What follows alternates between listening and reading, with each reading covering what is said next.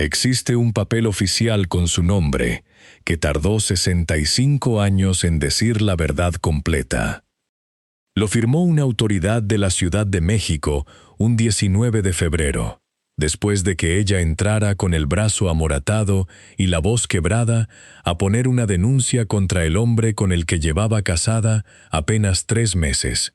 Esa hoja habla de golpes, de insultos, de un arma. Lo que esa hoja no dice, porque ella todavía no lo decía así, ni ese año ni en los 40 que le siguieron, es que la misma mujer que firmó esa denuncia ya cargaba, desde antes, otra herida que el propio cine convirtió en broche de humor, una escena robada, un beso que no pidió permiso, una cachetada que la prensa aplaudió como anécdota simpática durante 6 décadas. Ella es Elsa Aguirre. Y esta no es la versión completa. Todavía no. Aquí está la pregunta que ninguna nota necrológica se atrevió a hacer esta semana, mientras México la despedía como la última gran diva de su época de oro. ¿Por qué una mujer que denunció a su marido a los 29 años necesitó llegar a los 94, 95 para nombrar completo lo otro, lo que pasó en los sets, lo que pasó en su propia casa, sin la sonrisa de anécdota con la que el país se acostumbró a contarlo? Vas a saber 3 cosas en los próximos minutos. La primera, ¿qué fue exactamente lo que ese hombre le hizo la noche del 19 de febrero?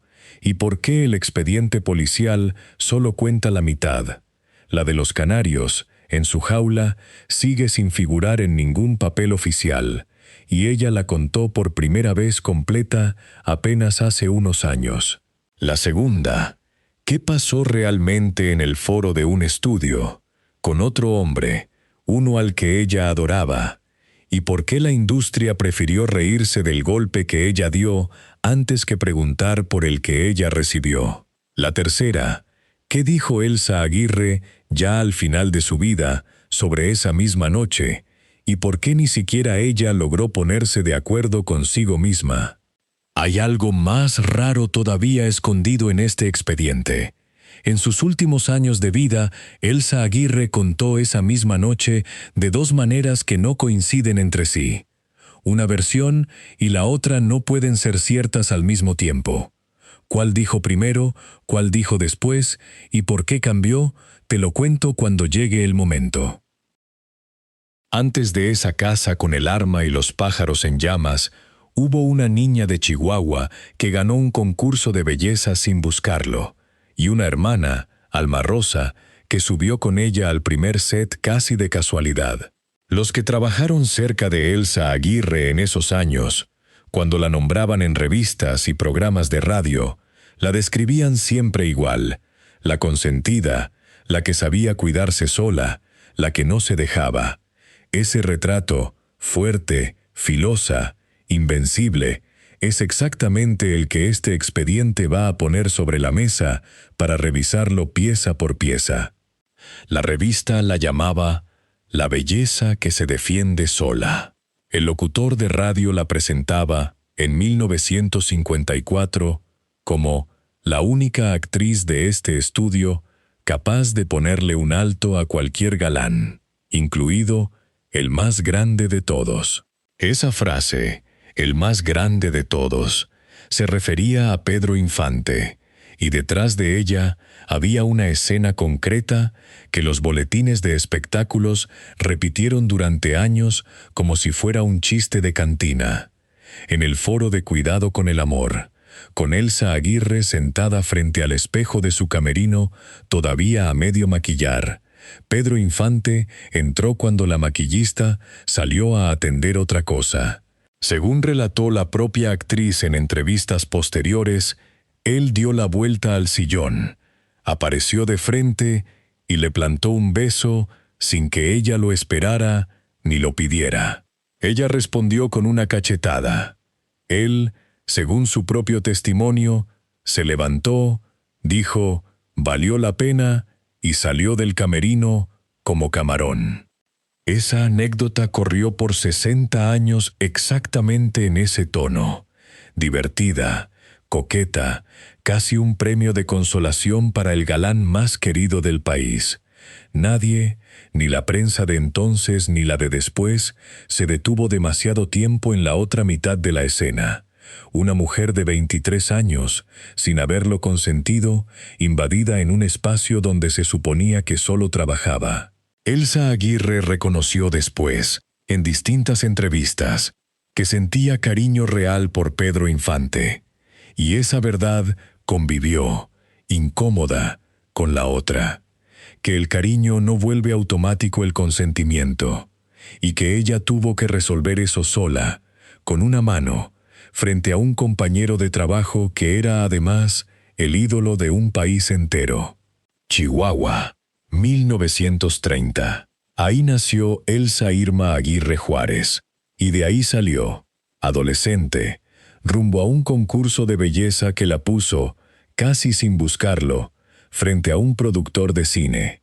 Su hermana Alma Rosa subió con ella al primer set. La familia entera cambió de vida en cuestión de meses, de una ciudad del norte a los estudios Churubusco, de una casa cualquiera a los sets donde se filmaba El Sexo Fuerte, su debut de 1945. Tenía apenas 15 años, cuando esa cámara empezó a mirarla como una mercancía valiosa, en una industria que decidía sin preguntarle casi nada.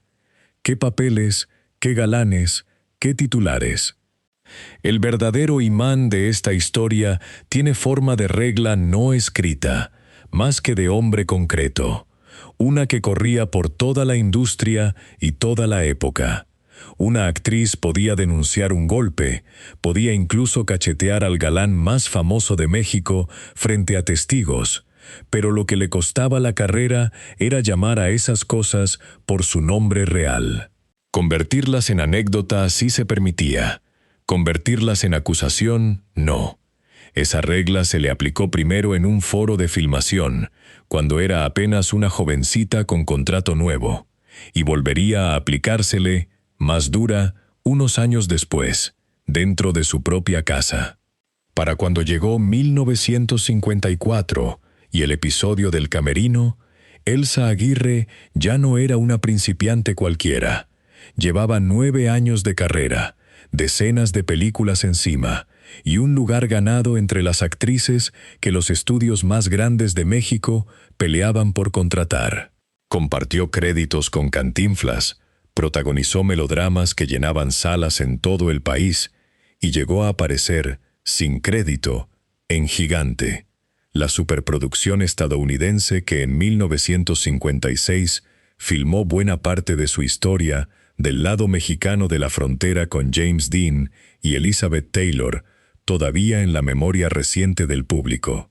Ese peso profesional, una carrera que cruzaba fronteras, un nombre que abría boletos, es exactamente lo que estaba en juego cada vez que algo incómodo le pasaba dentro de un foro o dentro de su casa. Una actriz sin ese peso podía desaparecer de la industria por señalar a un compañero incómodo, y nadie lo notaría. Una actriz con ese peso podía, en cambio, poner en aprietos a un estudio entero si decidía contar las cosas distinto a como convenía contarlas. Los productores de la época de oro sabían administrar ese riesgo de una sola manera, convirtiendo cualquier fricción en anécdota de revista, nunca en escándalo de denuncia. Funcionó con Elsa Aguirre en 1954. Volvió a funcionar, aunque de forma más forzada, después de 1960, y siguió funcionando, casi sin que nadie lo cuestionara, durante el resto de su carrera activa, hasta su retiro de los foros en 2002, y los años del Ariel de Oro, con el que la Academia Mexicana de Cine terminaría por reconocer una trayectoria completa.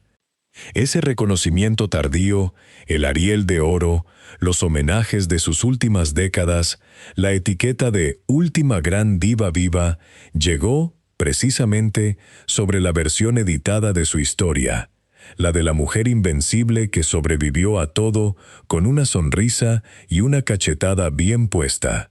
Nadie le entregó jamás un reconocimiento por la versión del miedo, la de la noche del 19 de febrero, contada sin adornos, porque esa versión, durante casi toda su vida, apenas circuló fuera de un expediente policial. El expediente completo de Elsa Aguirre, el que sí incluye esa noche, tuvo que esperar a que la actriz ya no necesitara proteger su imagen para empezar, por fin, a hablar de ella con otras palabras.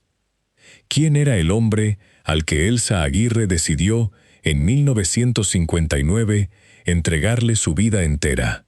Se llamaba Armando Rodríguez Morado, periodista, y según ha contado la propia actriz en entrevistas concedidas ya en su vejez, la conquistó pidiéndole primero una entrevista y ganándose después, día tras día, un lugar que ningún otro hombre había ocupado. Ella misma llegó a decir, décadas más tarde, que lo consideraba el amor más grande de su vida, por encima de Jorge Negrete y de sus otros 2 matrimonios. Esa frase, el amor más grande, es la primera pieza incómoda de este expediente, porque no encaja con lo que vino después, pero encaja exactamente con la razón por la que cayó tanto tiempo. Cuesta mucho más denunciar a quien amas que a un desconocido. La boda fue en noviembre de 1959.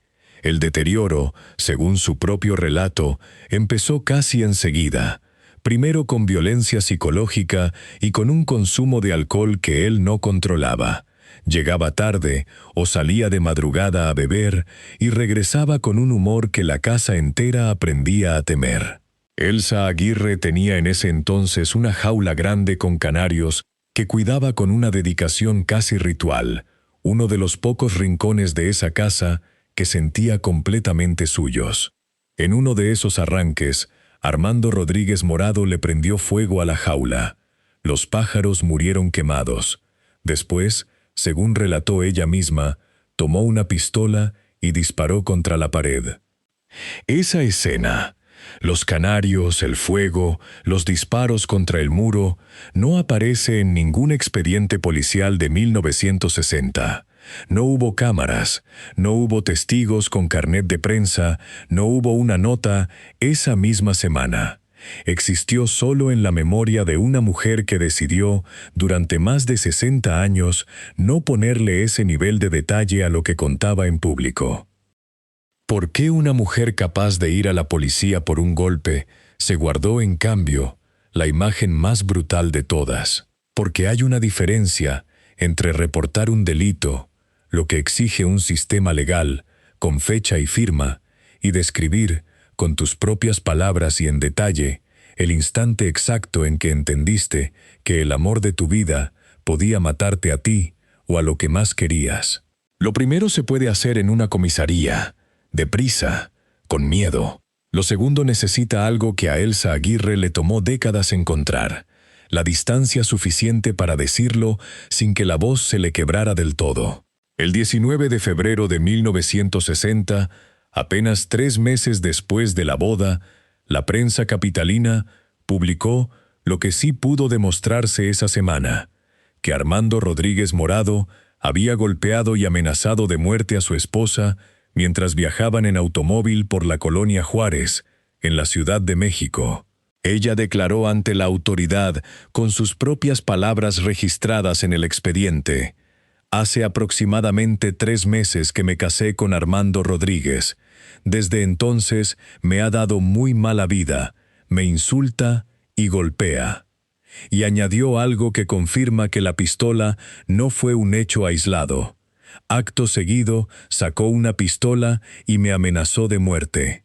Ya en otras ocasiones había hecho lo mismo. Las autoridades levantaron cargos por amenazas, disparo de arma de fuego, lesiones y resistencia a la autoridad. Ese papel, la denuncia firmada ese día, es la misma pieza que abrió este expediente al principio. Y hasta aquí cuenta solo la mitad de lo que pasó dentro de esa casa. ¿Qué pasó con el resto? Elsa Aguirre se divorció, recuperó su carrera y crió sola a Hugo, el hijo de ambos, a quien Armando llegó a poner en duda como su hijo biológico, y al que, según ha contado la actriz, nunca visitó después. Ella volvió a los foros de filmación con la etiqueta de «la joven que cacheteó a Pedro Infante y sobrevivió a un matrimonio violento». Dos frases que la prensa de espectáculos convirtió, otra vez, en material de leyenda antes que en material de alarma. El patrón se repite. Lo que a ella le costó sangre y miedo, la industria y el público lo empaquetaron como carácter, como una mujer que no se dejaba, en lugar de preguntarse por qué tuvo que aprender a no dejarse 2 veces antes de cumplir 30 años. Durante las siguientes 6 décadas, cada vez que un programa de espectáculos la entrevistaba, la pregunta obligada era sobre Pedro Infante, la cachetada, el galán, el mito, y casi nunca sobre Armando Rodríguez Morado. Cuando el tema del matrimonio aparecía, ella lo resumía en frases cortas y generales, que fue violento, que ella no entendía todavía muchas cosas. El detalle exacto, la jaula, el fuego, la pistola contra la pared, el jaloneo en el auto frente a su propia hermana, quedó fuera de esas versiones abreviadas durante años. No porque nadie se lo preguntara nunca, sino porque contarlo completo significaba romper la versión de mujer invencible que la había sostenido en público desde los años 50. Hay un detalle que conecta las 2 heridas de este expediente, y es el que sostiene toda la zona de este relato. En ambos casos, Elsa Aguirre resolvió el peligro inmediato con una acción física y visible, una cachetada, una denuncia, que el país pudo aplaudir sin incomodarse. Lo que el país no pudo aplaudir tan fácil, y por eso tardó tanto en escucharlo, fue la descripción completa de lo que había detrás de esos gestos: el miedo, la humillación, la sensación de estar atrapada en una casa con un hombre armado, o inmovilizada en un camerino con un compañero de trabajo que no le pidió permiso. La versión fuerte de Elsa Aguirre era más fácil de vender que la versión asustada, y durante 6 décadas la vendible ganó. Cuando Elsa Aguirre empezó, ya entrada en los 90 años, a conceder entrevistas más extensas, con programas dedicados por completo a repasar su historia, sin el formato de nota rápida de espectáculos, algo cambió en la manera de contar. Ahí apareció, por primera vez completa, la escena de los canarios en llamas. Ahí apareció la pistola disparando contra el muro, no solo mencionada de pasada, sino descrita con el detalle de quien todavía la recuerda. Pero ahí también empezó a pasar algo que este expediente no puede simplificar. En otra entrevista, ya casi en sus 94 años, Elsa Aguirre contaría esa misma etapa de manera muy distinta, casi contraria a como la había descrito antes. ¿Cuál de las 2 historias pesa más? ¿Y qué hacer con una vida que se cuenta a sí misma de 2 formas? Es la pieza que todavía falta en este expediente. Llega en un instante. Elsa Aguirre no fue la única. En esos mismos estudios, con esos mismos productores y esos mismos galanes convertidos en símbolos nacionales, otras actrices de su generación cargaron matrimonios violentos que la prensa de la época resolvió con el mismo molde. La nota de Sociales hablaba de diferencias irreconciliables, nunca de un arma contra una pared. El expediente de Elsa Aguirre no es un caso aislado, es la muestra que sí quedó firmada en papel, con fecha, con cargos, mientras decenas de historias parecidas se disolvieron sin denuncia porque la denunciante temía perder el contrato, el papel protagónico, el favor del estudio. Ella tuvo, al menos, ese 19 de febrero. Muchas de sus compañeras no tuvieron ni eso. ¿Por qué la industria prefería la versión graciosa de la cachetada a Pedro Infante antes que preguntar por el consentimiento? Porque Pedro Infante, para 1954, Ya era el ídolo que llenaba las salas de cine de todo el país, y cuestionar su conducta, aunque fuera con la palabra más suave posible, significaba tocar a la gallina de los huevos de oro de un estudio entero. Era más rentable convertir el incidente en chispa de comedia romántica que en un problema de límites no respetados. Esa lógica de negocio, repetida película tras película, año tras año, fue la que entrenó al público mexicano a reírse primero y preguntar después. Y Elsa Aguirre, que dependía de ese mismo público para seguir trabajando, aprendió a reírse con ellos antes que nadie. Pedro Infante murió en abril de 1957, en un accidente de aviación, sin que ninguno de los dos volviera jamás sobre esa escena del camerino con otras palabras. Quedó congelada en el tono con el que empezó. Una anécdota de dos ídolos jóvenes, una cachetada que valió la pena. Fue Elsa Aguirre, ya muchas décadas después, la única que quedó viva para decidir si esa historia se seguía contando igual o si merecía, por fin, una lectura distinta. Y durante mucho tiempo, incluso teniendo esa libertad, siguió sin cambiar el tono. Contar la anécdota como travesura seguía siendo, para su propio público, la versión que la hacía querible. Nombrarla como lo que en realidad fue, una invasión sin permiso, dentro de su lugar de trabajo, la arriesgaba a que la acusaran de ensuciar la memoria de un ídolo nacional ya fallecido, incapaz de defenderse. Esa es la trampa exacta en la que Elsa Aguirre quedó atrapada durante 6 décadas, y es la misma trampa que sostiene el título de todo este expediente. El miedo a un hombre armado pesaba, sí, y el pudor de hablar de su matrimonio también. Pero debajo de los dos había un cálculo más frío, el de una mujer pública, entrenada desde adolescente a proteger la imagen de una industria de la que dependía su sustento, frente a la posibilidad de decir la verdad completa y perder, con eso, el cariño de un país que prefería reírse. ¿Qué la hizo entonces romper ese cálculo al final de su vida? La respuesta empieza con una cosa muy simple. Dejó de necesitar ese cariño para trabajar. Para cuando Elsa Aguirre llegó a sus últimos años, ya no filmaba desde hacía 2 décadas. Su carrera, construida sobre casi 50 películas, desde su debut adolescente hasta su retiro de los foros en 2002, ya no dependía de que un productor la contratara, ni de que un público de sala llena la aplaudiera esa noche. Le quedaba, en cambio, algo que en 1954 y en 1960 no tenía: la certeza de que ya nadie podía quitarle nada por decir la verdad completa.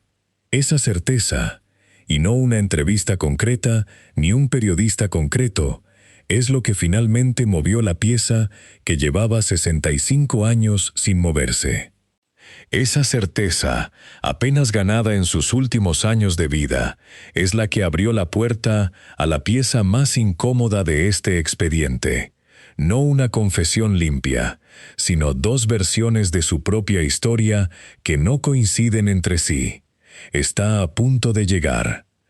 Aquí está la pieza que faltaba, y no es la que uno esperaría.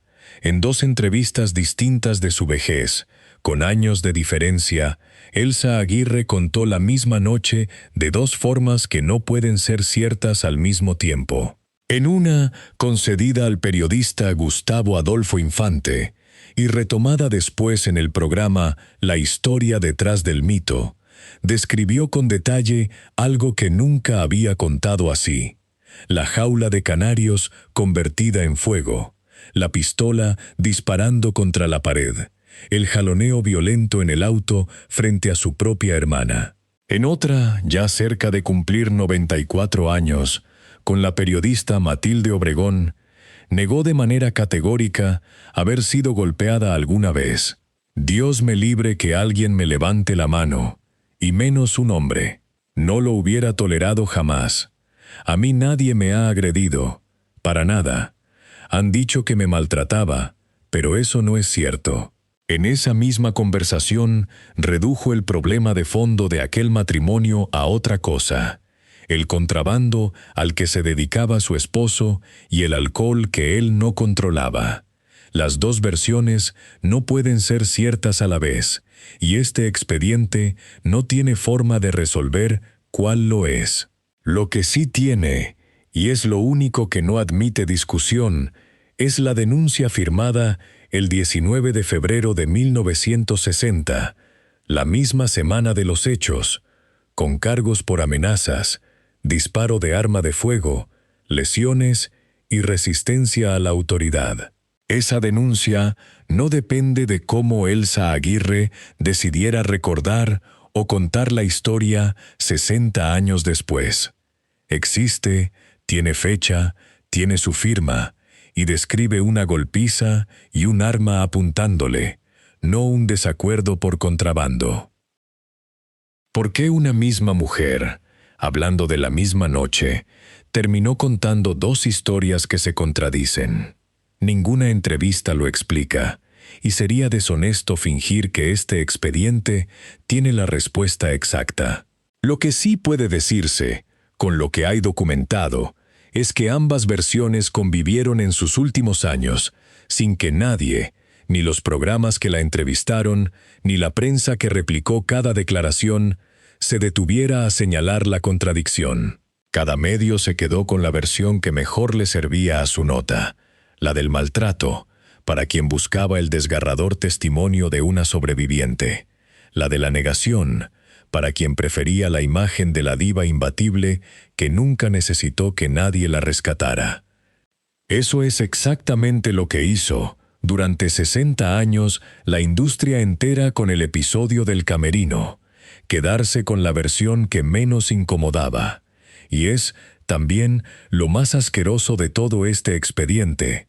Ni siquiera al final de su vida, con 94 años cumplidos y sin nada que perder, Elsa Aguirre logró contar una sola historia estable sobre lo que le pasó dentro de esa casa. Se lo impidió, probablemente, la misma fuerza que le impidió nombrarlo en 1960. Con otras palabras, la costumbre de 60 años, de que su versión pública fuera siempre la de la mujer a la que nada la vence. El 14 de julio de este año, en su casa de Cuernavaca, Elsa Aguirre murió a los 95 años.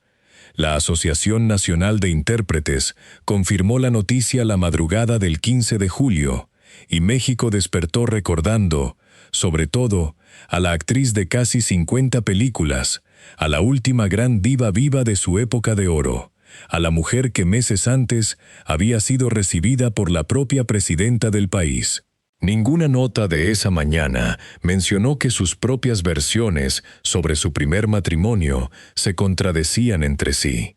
Se fue con las dos historias todavía abiertas, sin que ella misma, al parecer, hubiera elegido con cuál quedarse. Queda una pregunta que ningún expediente, ni el policial ni puede cerrar del todo. ¿Cuántas actrices de esa misma generación se llevaron a la tumba sin siquiera esa contradicción documentada, una versión que nunca llegaron a contar de ninguna forma? Elsa Aguirre tuvo 95 años, salud suficiente durante mucho tiempo y una plataforma pública para hablar, aunque terminara hablando en dos direcciones distintas. La mayoría de sus compañeras de estudio no tuvo ni siquiera eso. Los nombres de esos programas importan, porque marcan la diferencia entre la nota rápida de espectáculos y el espacio donde una mujer de 90 años finalmente tuvo tiempo de armar una frase completa. Fue en el minuto que cambió mi destino donde contó, con calma, el episodio del camerino y la cachetada, sin el tono de chisme con el que la prensa lo había repetido durante décadas. Y fue en La historia detrás del mito, ya con Gustavo Adolfo Infante, donde entró en el detalle de su primer matrimonio, los canarios, el alcohol, la pistola, el jaloneo frente a su propia hermana. 2 programas, 2 conversaciones largas, sin cortes de comercial cada minuto, le dieron lo que un titular de 8 palabras nunca pudo darle: espacio para hablar a su propio ritmo, sin que nadie la interrumpiera antes de terminar la frase. Que esas conversaciones largas no coincidan del todo con lo que dijo con otra periodista, no les resta valor como documento. Al contrario, muestran con qué libertad y con qué contradicciones hablaba de su propia vida cuando ya nadie editaba sus palabras por ella. Compárese eso con lo que pasó en 1960. Una declaración ministerial, escrita por un funcionario, resumida en frases cortas para caber en un expediente. O con lo que pasó en 1954. Una anécdota de 2 líneas repetida por locutores de radio que jamás le preguntaron a ella cómo se había sentido de verdad. El formato, durante 60 años, decidió cuánto de su historia cabía. Cuando por fin cambió el formato, una entrevista larga, sin prisa, en la última década de su vida, el país escuchó, por primera vez, algo más parecido a su versión sin editar, con todo y sus contradicciones. La cronología de los reconocimientos ayuda a ver el tamaño real de la espera. La Academia Mexicana de Artes y Ciencias Cinematográficas le entregó el Ariel de Oro en 2003, por el conjunto de su trayectoria, la carrera, la resistencia, la constancia de casi 6 décadas frente a las cámaras. A finales de 2023, la Asociación Nacional de Actores le dio una medalla conmemorativa por sus 75 años de carrera. Ninguno de esos 2 reconocimientos, entregados con 20 años de diferencia entre sí, mencionó, ni de lejos, la denuncia de 1960. Se homenajeaba, en ambos casos, a la actriz, la mujer que había firmado esa denuncia y que, décadas después, terminaría contradiciéndola en público. Seguía sin encontrar un espacio oficial donde esa parte de su historia importara tanto como su filmografía. Vale la pena volver, con esta luz nueva, a una frase que Elsa Aguirre repitió en sus últimos años, casi como fórmula de cierre en cada entrevista. He resistido golpes morales, pero con el yoga me he reconciliado. Y quisiera que todos fueran tan felices como yo. Durante mucho tiempo, esa frase se leyó como la conclusión amable de una vida difícil, el moño con el que una diva de 90 años cerraba el tema para pasar a algo más ligero. Sabiendo ya que la misma mujer, hablando de la misma etapa de su vida, llegó a contarla de 2 formas contrarias, esa frase suena distinta. Golpes morales es lo bastante ambiguo como para servirle a cualquiera de las 2 versiones, a la del maltrato documentado en 1960 y a la de la negación de sus últimos años, y quizás por eso pudo repetirla durante tanto tiempo, sin que nadie le pidiera precisar de cuál hablaba. En enero de este año, cuando la presidenta Claudia Sheinbaum la recibió y la prensa tituló el encuentro como un homenaje a un ejemplo de fortaleza, Elsa Aguirre ya había dado, en entrevistas de los años previos, sus 2 versiones contradictorias sobre aquel matrimonio. El homenaje público celebró, como siempre, a la mujer invencible. Ninguna de las 2 versiones, ni la del maltrato, ni la de la negación, alcanzó, en ese acto, el mismo lugar que la imagen de fortaleza que todo el país prefería. Que a Elsa Aguirre le pasaran cosas terribles quedó documentado, con matices y contradicciones, a lo largo de los años. Lo que ninguna nota necrológica quiso nombrar esta semana es el asqueroso costado de esta historia. Una industria entera, un país entero, prefirió durante 60 años la versión de ella que menos incomodaba, sin exigirle nunca que las 2 historias que contaba sobre su propio matrimonio se pusieran de acuerdo entre sí. La última vez que el público mexicano vio a Elsa Aguirre de pie fue el 11 de abril de este año, en el Teatro Ocampo de Cuernavaca, en un homenaje organizado por el gobierno de Morelos para celebrar sus 8 décadas de carrera. Subió al escenario con apoyo de oxígeno, por complicaciones pulmonares que ya arrastraba desde antes, y aún así se quedó a saludar, a recibir el aplauso, a sonreír para las cámaras con el mismo gesto de mujer fuerte que había sostenido toda su vida pública. Nadie en ese teatro sabía que era la despedida. Ella, según quienes la acompañaron esa tarde, sí intuía que las fuerzas no le iban a alcanzar para muchos homenajes más. Murió 3 meses después, el 14 de julio, en su casa de Cuernavaca. La Asociación Nacional de Intérpretes, de la que fue socia fundadora, confirmó la noticia la madrugada del 15. En cuestión de horas, actrices y directores de generaciones distintas coincidieron en una misma palabra para despedirla: fortaleza. Maribel Guardia la recordó como una mujer preciosa, inteligente, distinguida y profunda. El director Marco Ureta, nieto del cineasta Chano Ureta, que la dirigió en La Perversa, dijo sentirse sin habla ante la noticia. Ninguno de esos mensajes, publicados en las primeras horas del duelo, mencionó la denuncia de 1960, ni las versiones contradictorias que ella misma dio después sobre esa etapa. Y no había por qué esperar que lo hicieran. Ese detalle, el más incómodo de todos, seguía viviendo casi en exclusiva en las entrevistas menos vistas de sus últimos años, no en la versión de ella que el país entero tenía memorizada. Ahí está quizás la lección más incómoda de este expediente completo. Una mujer puede pasar 8 décadas frente a las cámaras, puede recibir un homenaje de Estado y una reunión con la propia presidenta de su país, puede morir rodeada del cariño de gremios enteros, y aún así llevarse consigo, medio dicha, la parte de su historia que más costó sacar a la luz. Elsa Aguirre alcanzó a decir más que la mayoría. No alcanzó, ni ella misma lo pretendió, a decirlo todo con el peso exacto que merecía, mientras aún tenía la fuerza para insistir en ello. Los canarios de aquella jaula incendiada no dejaron rastro documental. No hay foto, no hay nota de sociales de 1960, ni una sola línea del expediente policial que los mencione.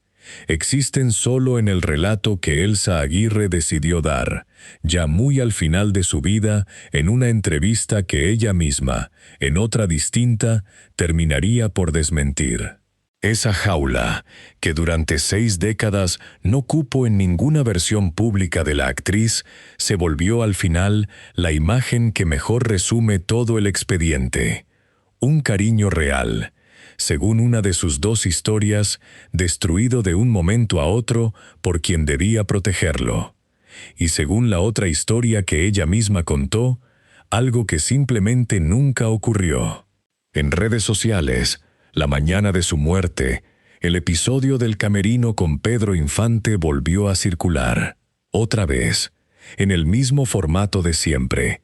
Capturas de la anécdota, comentarios celebrando el carácter de Elsa Aguirre, memes de la cachetada. Muy pocos usuarios enlazaron esa escena con las versiones contradictorias que ella misma dio, ya al final de su vida, sobre lo vivido en su primer matrimonio. La costumbre de 60 años, reírse primero, preguntar después, sigue funcionando incluso el día en que la protagonista de la historia ya no está para matizarla en persona.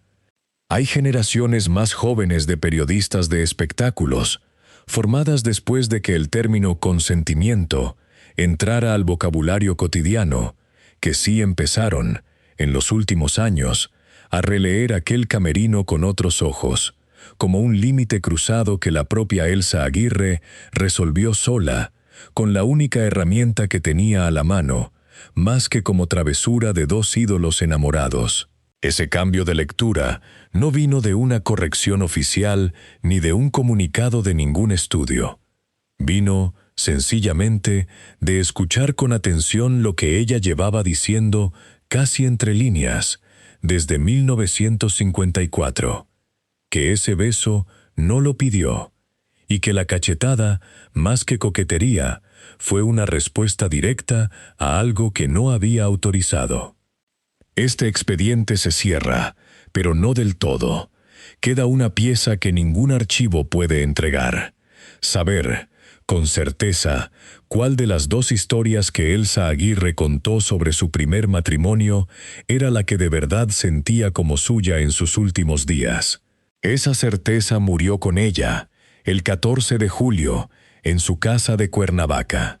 Lo único que nos queda es la denuncia firmada en 1960 y las dos versiones distintas que ella misma dio después, con la misma paciencia de investigación con la que se arma cualquier expediente incompleto. Y con esa reconstrucción llega la pregunta que este documental no puede responder por ti, porque te toca a ti sola o a ti solo, frente a tu propia historia. ¿Cuánto de lo que le pasó a alguien que quieres, una madre, una tía, una amiga de toda la vida, sigue contado en la versión fuerte, la que no incomoda, en lugar de la versión completa? Elsa Aguirre necesitó 8 décadas de carrera, un país entero admirándola y la certeza de no tener ya nada que perder para animarse a corregir su propia historia. La mayoría de las mujeres que conoces no van a tener ese homenaje de Estado, ni esa reunión con una presidenta, ni 95 años de vida para encontrar el momento correcto. Puede que el momento correcto, para muchas de ellas, sea antes. Puede que sea ahora, si alguien pregunta distinto. La denuncia que Elsa Aguirre firmó en 1960 sigue siendo, de todo este expediente, lo único que no depende de cómo ella decidiera recordarlo después. Cada vez que la industria del entretenimiento elige la anécdota simpática por encima de la pregunta incómoda, está eligiendo, otra vez, no encender esa luz a tiempo, aunque la propia protagonista termine, décadas después, apagándola ella misma con sus propias palabras. Esa no es la versión completa. Todavía no. Y quizás nunca lo sea del todo, ni siquiera con este expediente, que solo puede juntar las piezas, contradictorias entre sí, que ella alcanzó a entregar antes de irse.